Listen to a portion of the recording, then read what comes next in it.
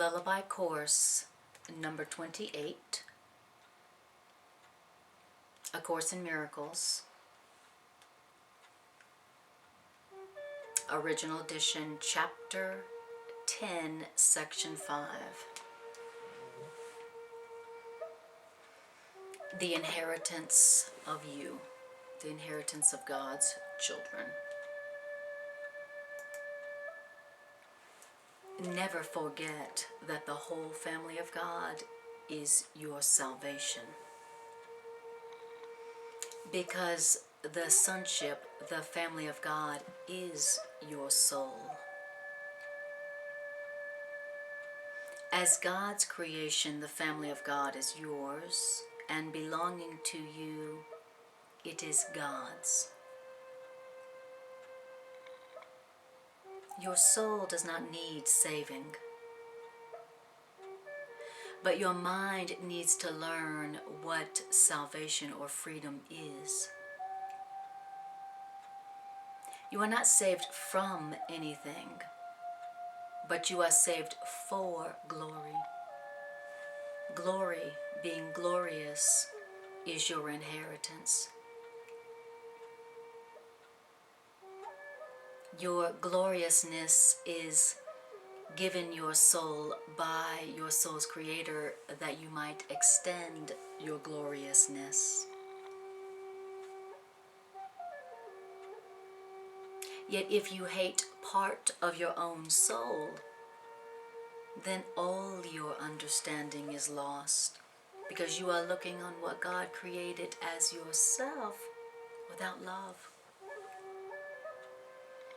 And since what God created is part of Him, you are denying God His place in His own altar of your mind. Could you try to make God homeless and know that you are at home?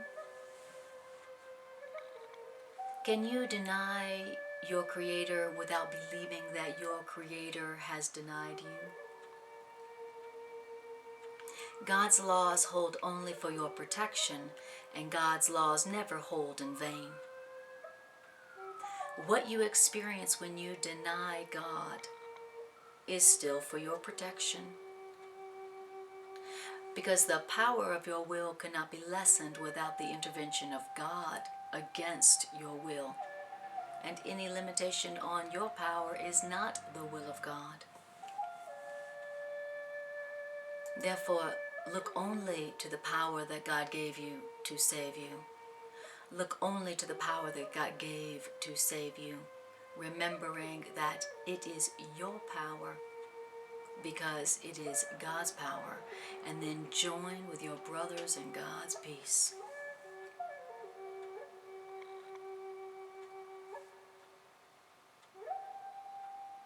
The peace of your soul lies in your soul's limitlessness.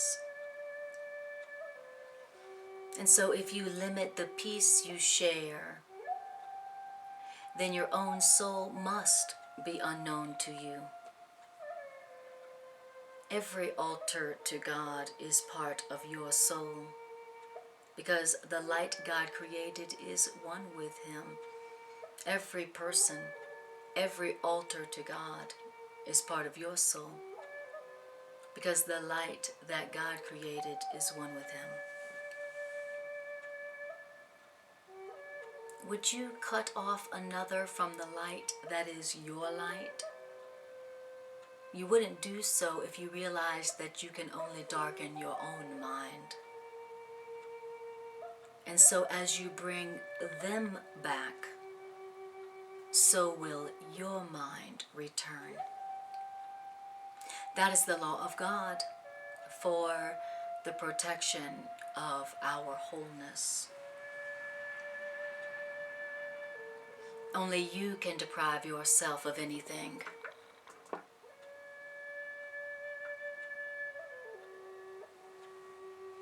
Only you can deprive yourself of anything.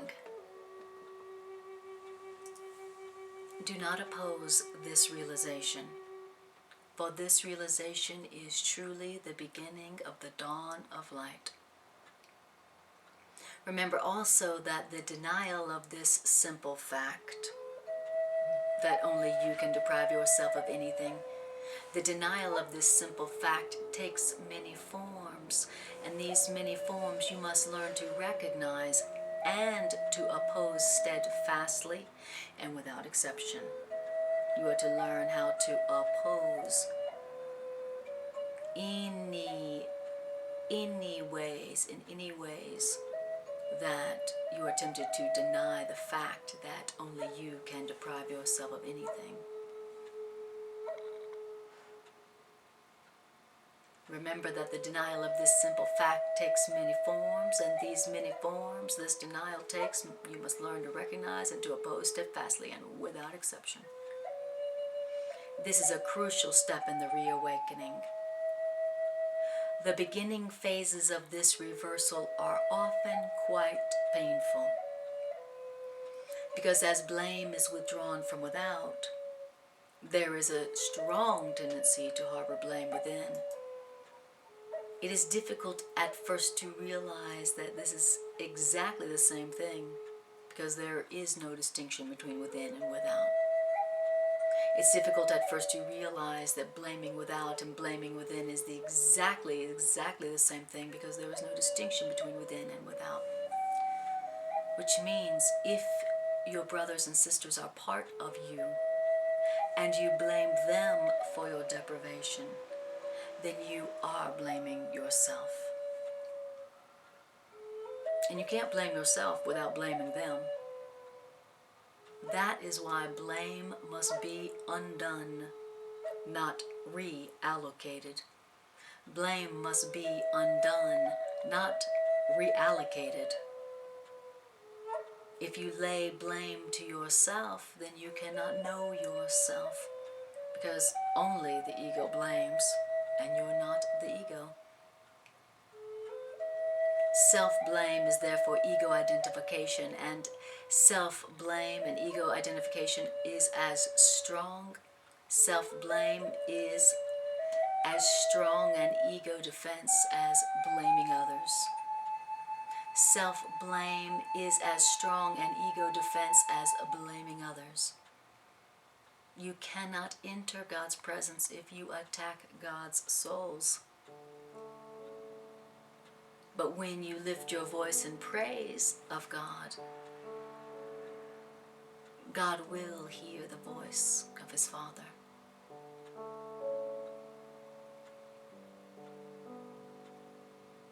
Yet the Creator cannot be praised without the Creator's creations,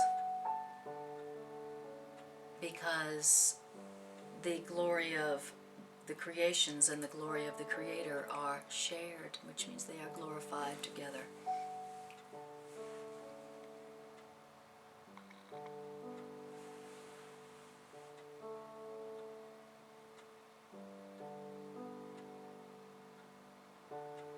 Christ is at God's altar in your mind, waiting to welcome you. But come wholly without condemnation, for otherwise you will believe that the door is barred and that you cannot enter.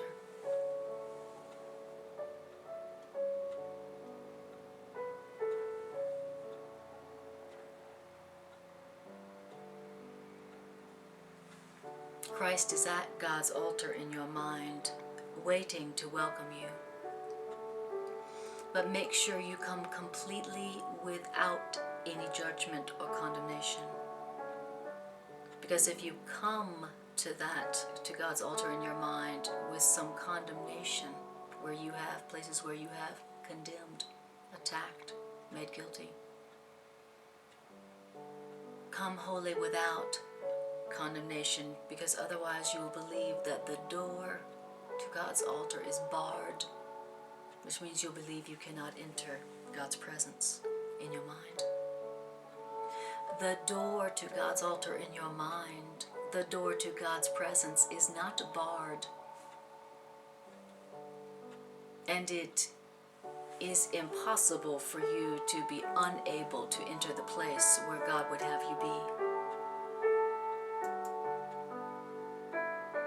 But instead, love yourself with the love of Christ. for so does your Father love you.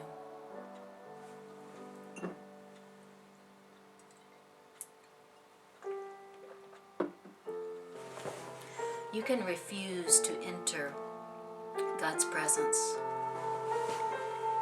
but you cannot bar the door which love holds open for you. And then says the voice of the course, "Come unto me, who hold this door open for you. For while I live, this door cannot be shut, and I live forever. God is my life and yours, and nothing is denied by God to God's souls," says the voice of the course.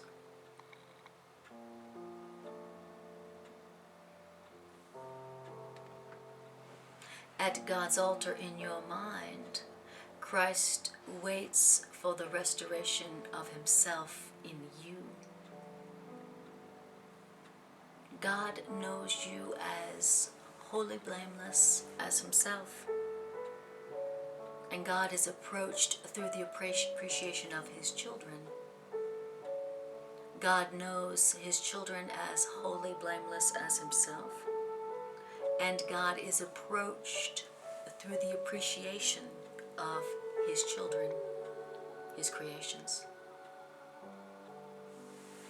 Christ in you is waiting for your acceptance of it as yourself, which means Christ is in you waiting that you accept Christ's wholeness as your wholeness. Because Christ is the Son, the creation of God, who lives in his Creator and shines with God's glory. Christ is you living in your Creator and shining with your Creator's gloriousness, shining with your Creator's great light.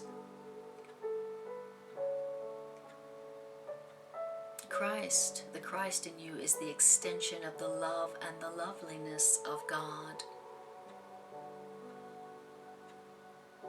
And Christ is as perfect as Christ's Creator and at peace with his Creator. The Christ in you. The Christ in you is the extension of the love and the loveliness of God. And the Christ in you is as perfect as its Creator and at peace with its Creator. Blessed are you, child of God, whose radiance is of your Father, and whose glory that you will to share, just like your Father shares his glory with you. There is no condemnation in us, God's Son, God's creation, because there's no condemnation in the Father. Sharing the perfect love of the Father, you must share what belongs to God, because otherwise you won't know your Father or yourself. Peace be unto you who rest in God, and in whom the whole sonship rests. Peace be unto you who rest in God, and in whom the whole family of God rests.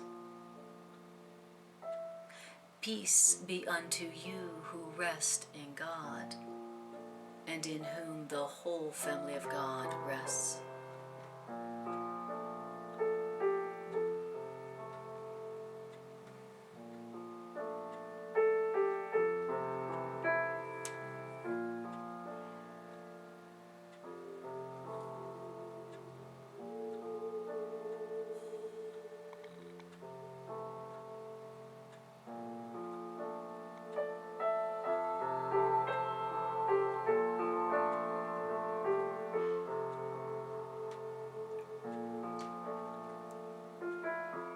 Chapter 10, Section 6, The Dynamics of the Ego. No one can escape from illusions unless they look at them. No one can escape from their problems unless they look at them. For not looking is the way our problems are protected. There is no need to shrink from the ego. There is no need to shrink from illusions, for illusions cannot be dangerous.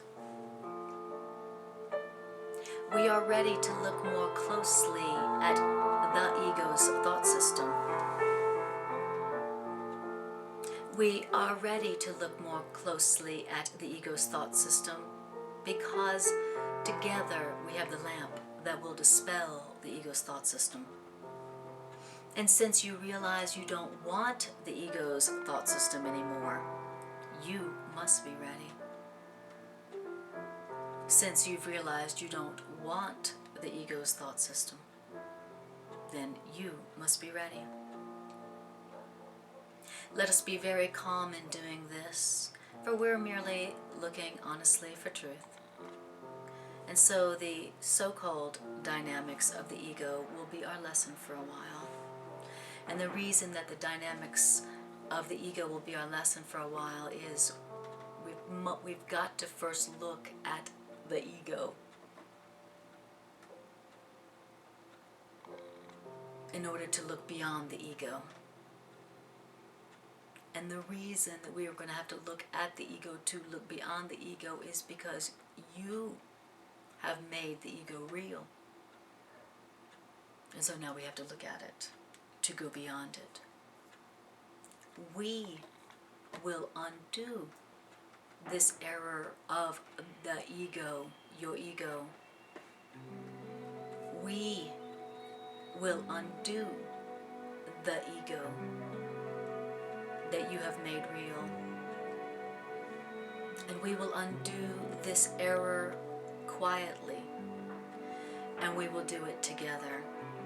And once we undo the error of the ego quietly and together, then we will look beyond the ego to the truth.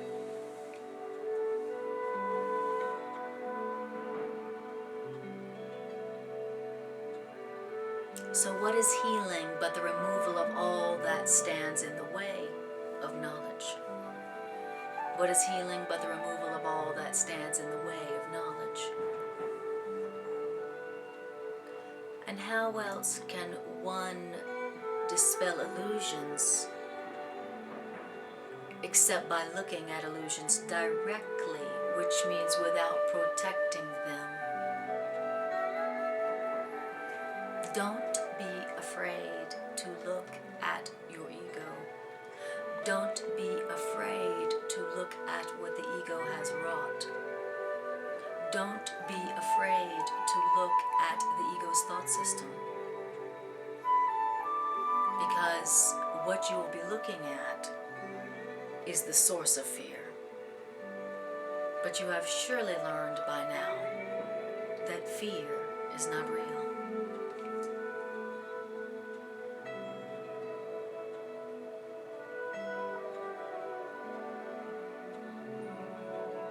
We have accepted the fact already that fear's effects can be dispelled merely by denying the reality of the effects of fear. The next step is obviously to recognize that what has no effects does not exist.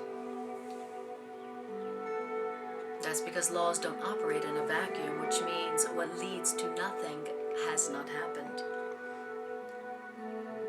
If reality is recognized by its extension, then what extends to nothing cannot be real. And that's why the first step in dispelling the ego was learning how to dispel the effects of the ego merely by denying that the effects of the ego are real. And if the effects of the ego are not real, then if there are no effects,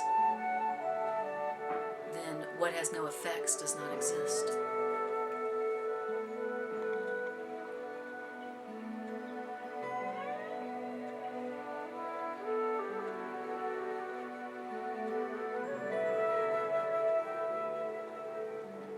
Don't be afraid then to look upon your fear.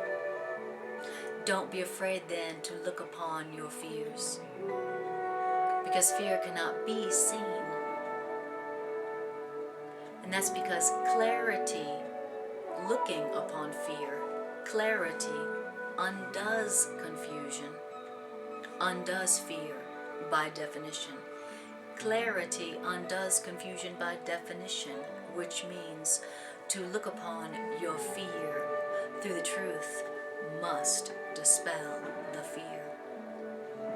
So don't be afraid then to look upon your fears. Just in you looking upon them and the clarity you get will undo your confusion and dispel the fear.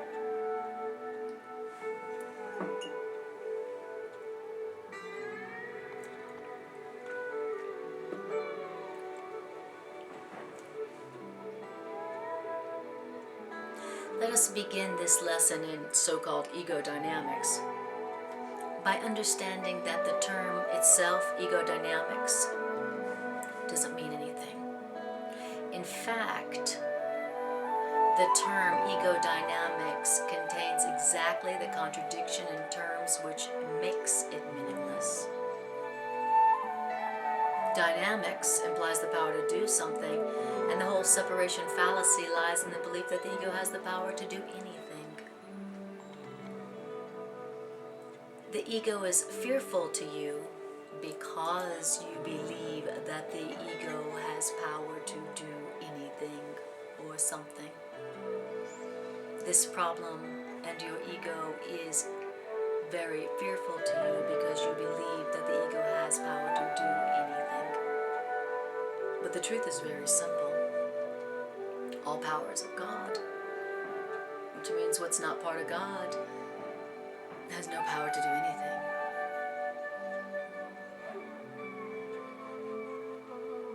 We're afraid to look upon our fears, and we're afraid to look upon our ego and its thought system.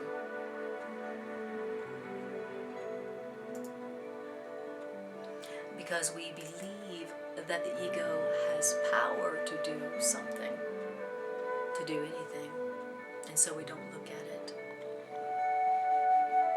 And so it doesn't get dispelled by our clarity. But the truth is very simple. All power is of love, God. And so what's not of God, like fear, limitation, has no power to do anything.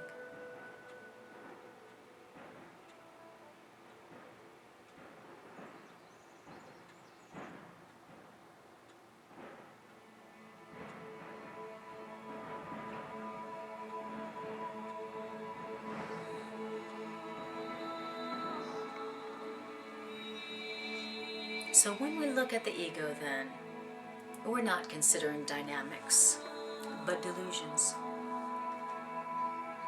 And we can surely regard a delusional system without fear, for a delusional system cannot have any effects if its source isn't true. Fear becomes even more obviously inappropriate if one recognizes the ego's goal, which is so clearly senseless that any effort exerted on the ego's goal behalf is necessarily expended on nothing. If you recognized the ego's goals, then you would recognize that any effort exerted on the ego's behalf is necessarily expended on nothing. It's wasted. The ego's goal is this. The ego's goal is quite explicitly ego autonomy. From the beginning then, the ego's purpose is to be separate, sufficient unto itself, and independent of any power except its own. And this is why the ego is the symbol of separation. because that's the ego's purpose, that's its goal. To be separate, sufficient unto itself, and independent of any power except its own. That is the ego's goal, and if you recognized the ego's goal, then fear would become even more obviously inappropriate.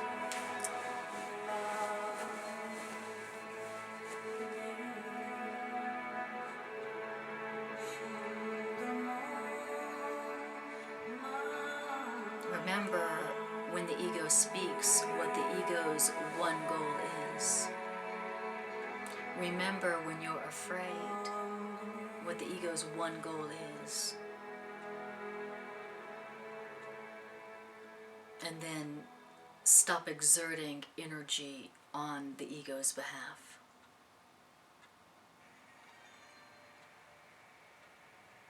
Every idea has a purpose. And every idea's purpose is always the natural extension of what that idea is. Everything that stems from the ego is the natural outcome of the ego's central belief. Everything that stems from the ego is the natural outcome of the ego's central belief. And the way to undo the ego's results is merely to recognize that their source is not natural, meaning its source is out of accord with your true nature.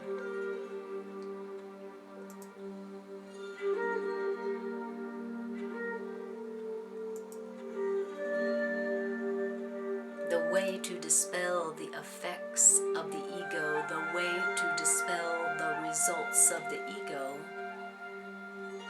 the way to dispel the results of the ego is merely to recognize that the source of those results is not natural, because the source of those ego results are out of accord with your true nature.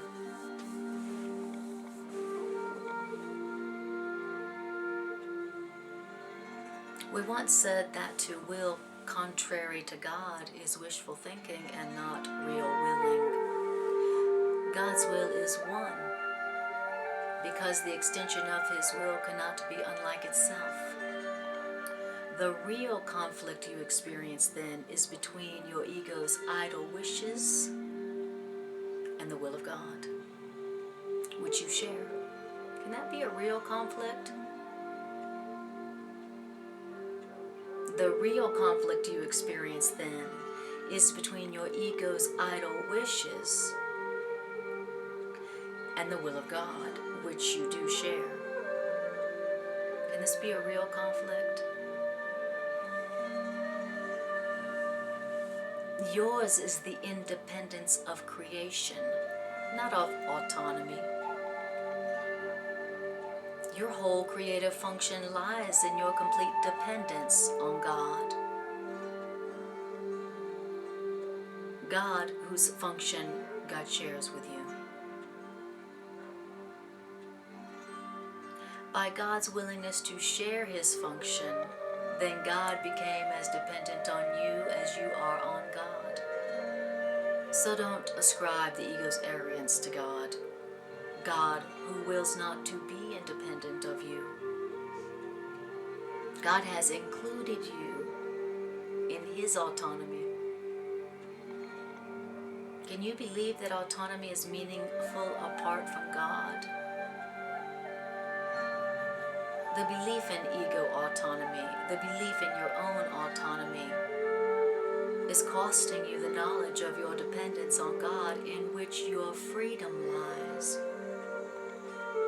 Your belief in your ego autonomy, your belief in your own autonomy is costing you the knowledge of your dependence on God, in which your real freedom and complete freedom lies.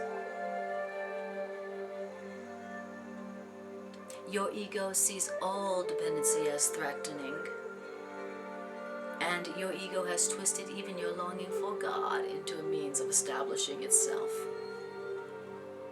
Don't be deceived by your ego's interpretation of your conflict. Don't be deceived by your ego's interpretation of your conflict. The ego always attacks on behalf of separation.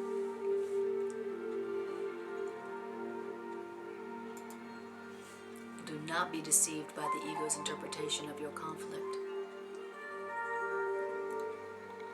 The conflict you're experiencing is between your idle wishes and the will of God, which you do share.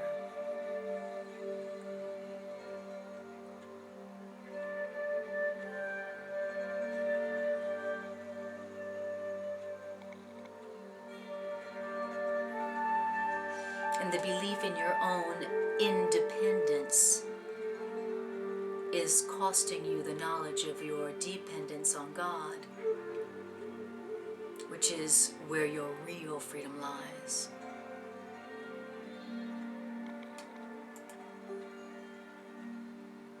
Don't be deceived by your ego's interpretation of the conflict, of your conflict.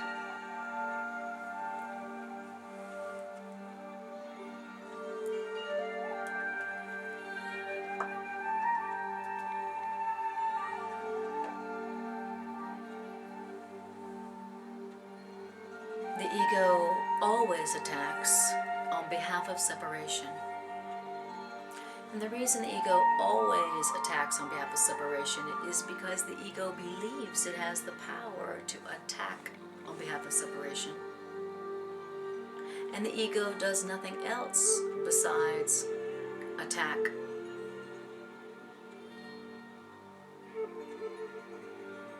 Because the ego's goal of autonomy is nothing else.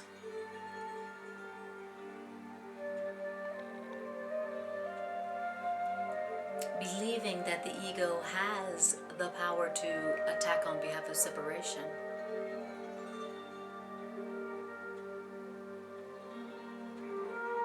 the ego does nothing else besides attack.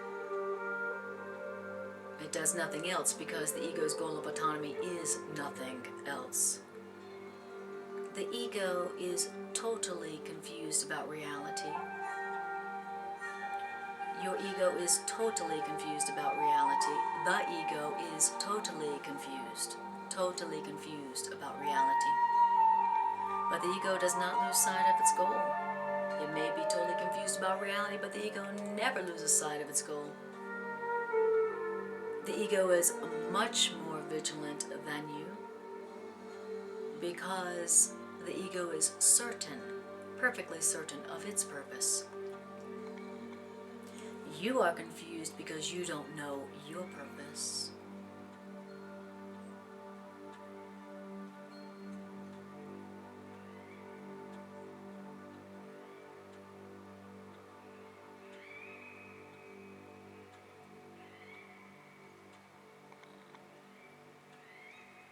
The ego is much more vigilant than you are because the ego is perfectly certain of its purpose, but you are confused because you are not certain about your purpose. That's why the ego is more vigilant, that is why the ego is more consistent, and that is why the ego seems to have more power over you. Because it doesn't ever forget its purpose, like we do. What you must learn to recognize is that the last thing that the ego wishes you to realize is that you are afraid of it. The last thing your ego wishes you to realize is that you are afraid of it. Because if your ego gives rise to fear, then your ego is diminishing your independence and weakening your power. Yet your ego's one claim to your allegiance is that it can give you power. And without this belief that the ego can give you power, you wouldn't listen to the ego at all. How then can the ego's existence continue if you realize that by accepting the ego, you're belittling yourself and depriving yourself of power? And that's why you must learn to say you are afraid of the ego. You need to realize that you are afraid of your ego. It's making you afraid. My ego is making me afraid. And so my ego is belittling me and depriving. That's me. When I listen to its voice, I am belittling myself and depriving myself of power.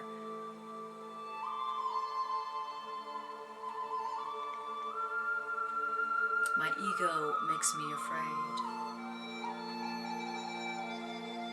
And when my ego makes me afraid, it diminishes my independence and it weakens my power.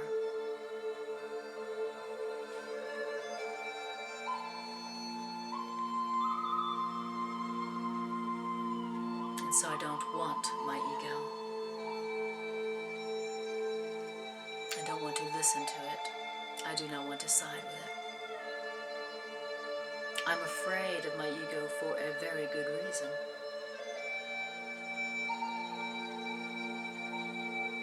It is what's producing the fear.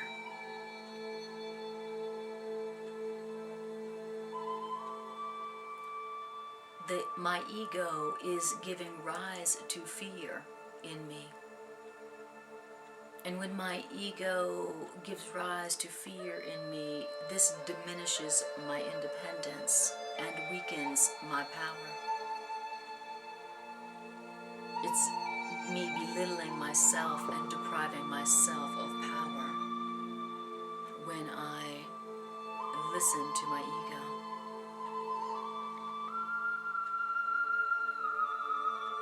The ego can and does allow you to regard yourself as supercilious, unbelieving, lighthearted, distant, emotionally shallow, callous, uninvolved, and even desperate. But your ego does not allow you to, but the ego is not really afraid.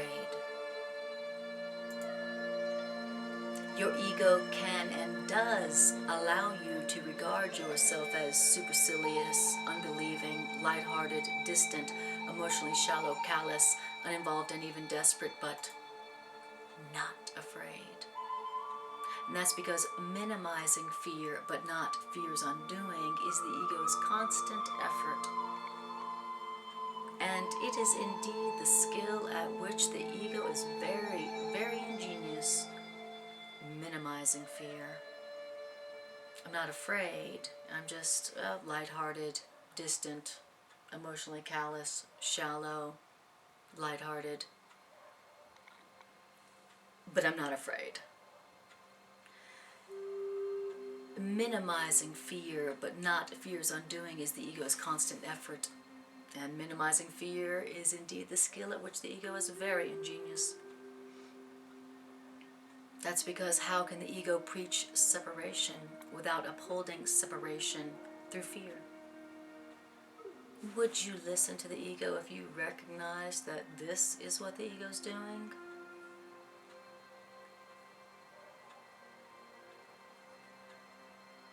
Your recognition that whatever seems to separate you from God is only fear, regardless of the form it takes and quite apart from how the ego wants you to experience it, is therefore the ego, the basic ego threat. The ego's dream of autonomy is shaken to its foundation by this awareness. For though you may countenance a false idea of independence, you will not accept the cost of fear if you recognize the cost of fear. For though you may countenance a false idea of independence, you won't accept the cost of fear if you recognize it. And this is the cost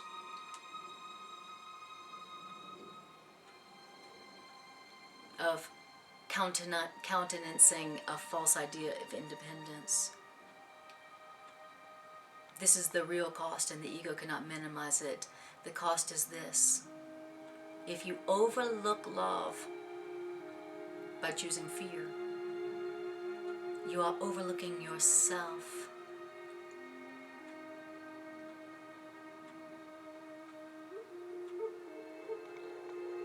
If you overlook love to look at fear, then you are overlooking yourself. And when you've overlooked yourself, you must fear unreality because you've denied yourself. You've made yourself unreal. And by believing that you have successfully attacked truth, you are believing that attack has power. Very simply then, you've become afraid of yourself. And no one wills to learn what he believes would destroy him.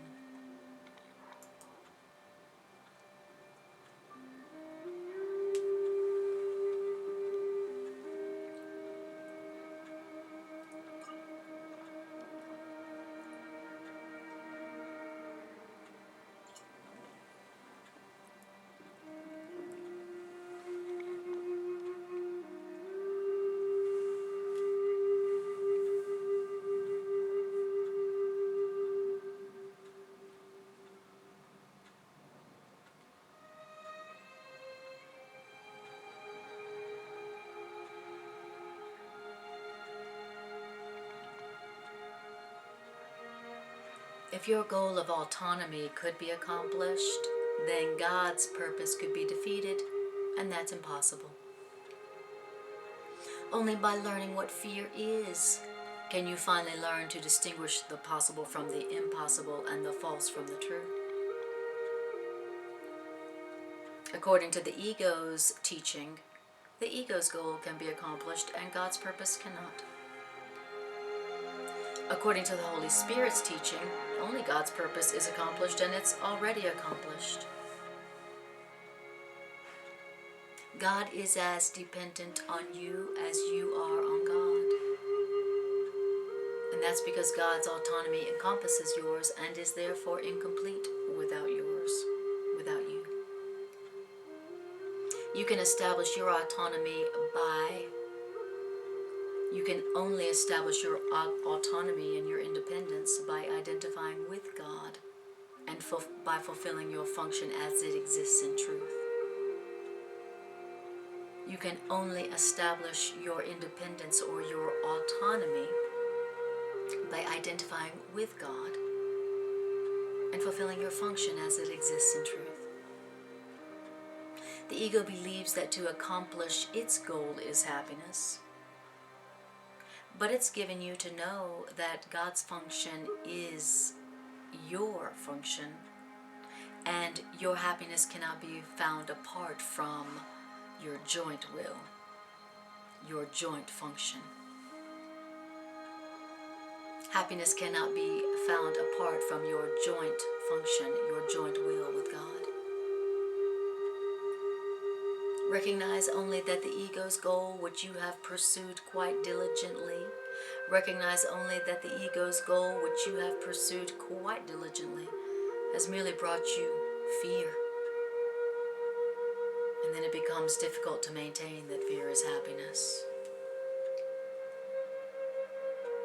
Recognize only that the ego's goal, which you have pursued quite diligently, has merely brought you fear. And then it becomes difficult to maintain that fear is happiness. Upheld by fear, this is what the ego would have you believe. Yet, God's children are not insane, and God's children cannot believe that. Let yourself but recognize that, and you won't accept it.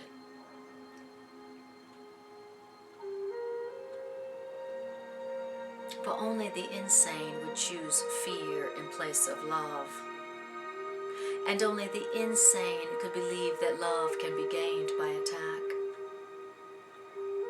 But the sane know that only attack could produce fear. Fear from which the love of God completely protects them. The sane. The ego analyzes, the Holy Spirit accepts. The appreciation of wholeness comes only through acceptance. For to analyze means to separate out. The attempt to understand totality by breaking totality up is clearly the characteristically contradictory approach of the ego to everything. Never forget that the ego believes that power, understanding, and truth lie in separation. And to establish this belief, the ego must attack. Unaware that the belief in separation cannot be established by attack, and obsessed with the conviction that separation is freedom and separation is love, the ego attacks everything it perceives by breaking everything it perceives up into small and disconnected parts without meaningful relationships, and thus without meaning. The ego will always substitute chaos for meaning. For if separation is salvation, then harmony is threat to the ego.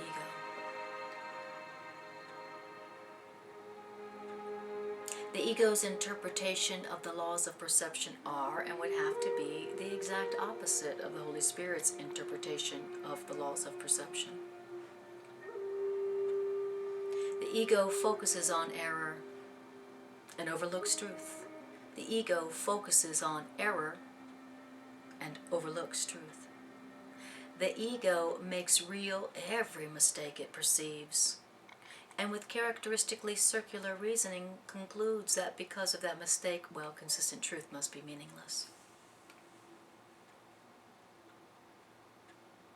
The next step, then, is the obvious. If consistent truth is meaningless, then inconsistency must be true if truth has meaning. Holding error clearly in mind, and protecting what it has made real. Holding error clearly in mind, which means protecting what the ego has made real. The ego proceeds to the next step in the ego's thought system, which is that error is real and truth is error.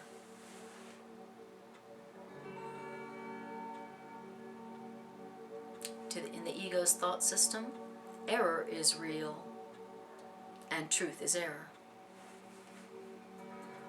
Now the ego makes no attempt to understand this, and it's clearly not understandable, but the ego does make every attempt to demonstrate that error is real and truth is error. And the ego does this constantly. Analyzing to attack meaning, the ego does succeed in overlooking meaning, and the ego is left with a series of fragmented perceptions, which the ego then unifies on behalf of itself. This then becomes the universe that ego perceives, and it is this universe which in turn becomes the ego's demonstration of its own reality.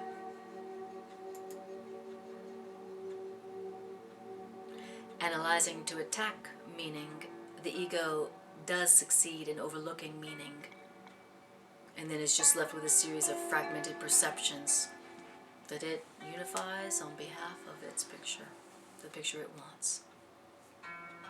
This then becomes the universe it perceives. Do not underestimate the appeal of the ego's demonstrations to those who would listen. Selective perception chooses its witnesses carefully, and the witnesses of selective perception are consistent.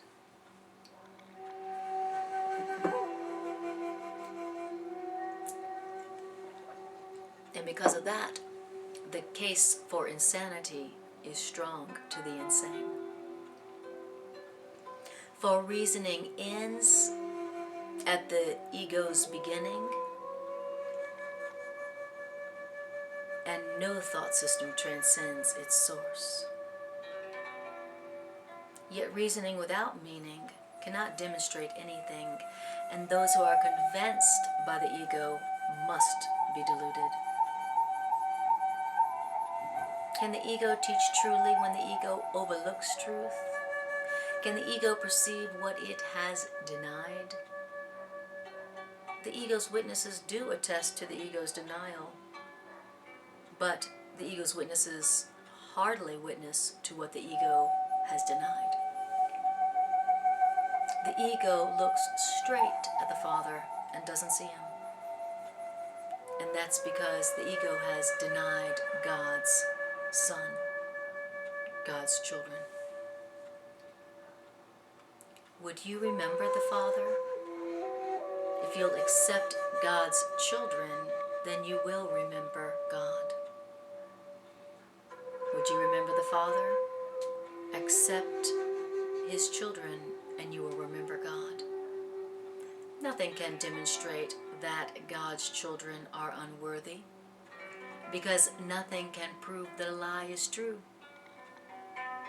What you see of God's children through the eyes of the ego is a demonstration that you don't exist. Yet where the Son is, there the Father must be.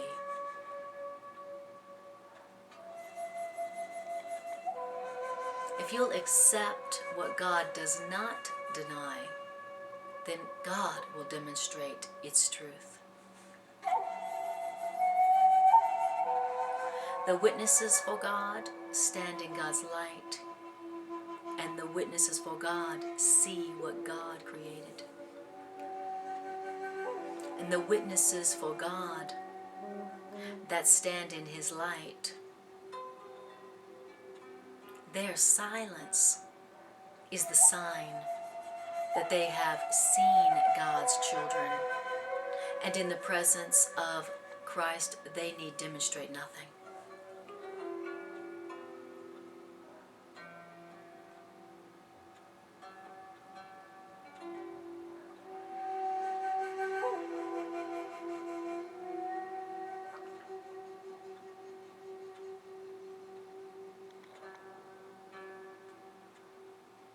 And in the presence of Christ, they need demonstrate nothing, because Christ is speaking to them of Himself and of His Father.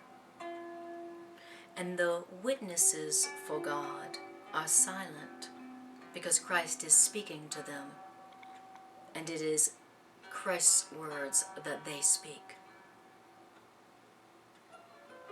Christ being the self we share. And so every person you meet becomes a witness for love or for fear, depending on what you see in them, what you perceive in them. In other words, everyone convinces you of what you want to perceive, and they only convince you of the reality of the world you have chosen for your vigilance.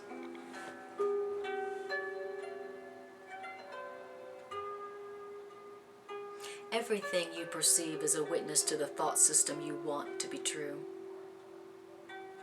And because of that, every person has the power to release you if you want to be free.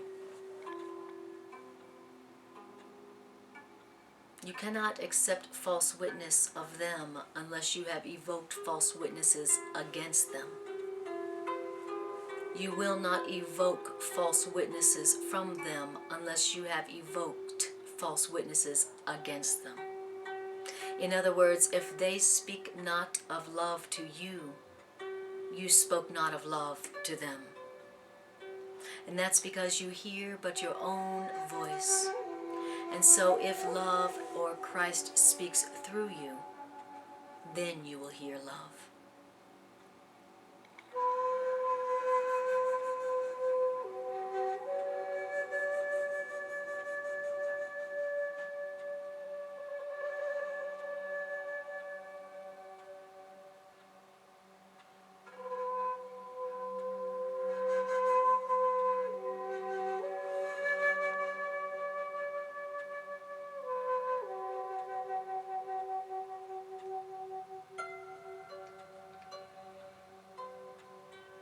Chapter 10, Section 7, Experience and Perception.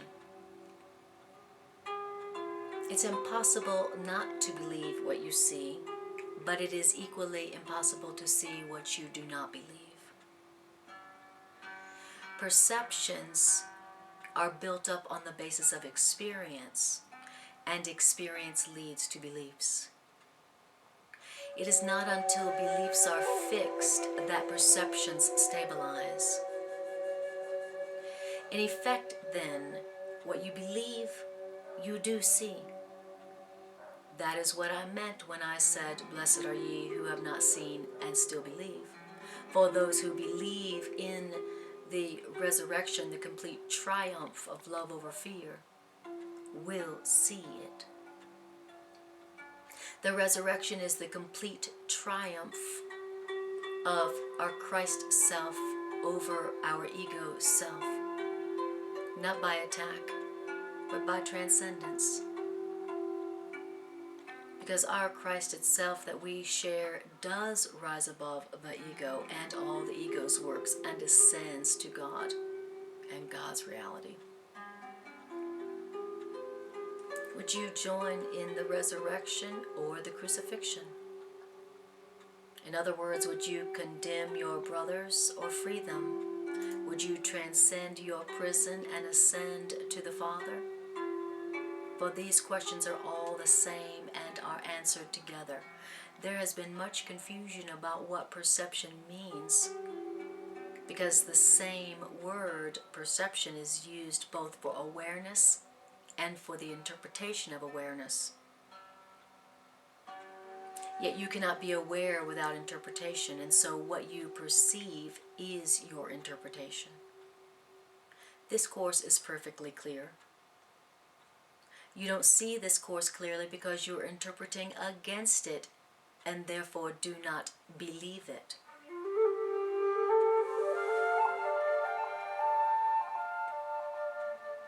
And if belief determines perception, then you do not perceive what this course means and therefore do not accept what this course means. Yet different experiences lead to different beliefs, and with them different perceptions,